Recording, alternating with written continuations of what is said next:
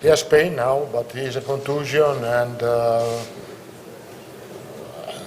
medical staff said that he is painful, but he's not going to have problem for Wednesday. Hummels is going to play. The other one, I have 4 days to think about this, and I hope to do the best choice for the game.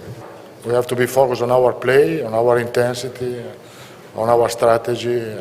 Don't think a lot about Real Madrid, because if we think too much about Real Madrid, maybe we are not going to sleep, and the next days we need to sleep.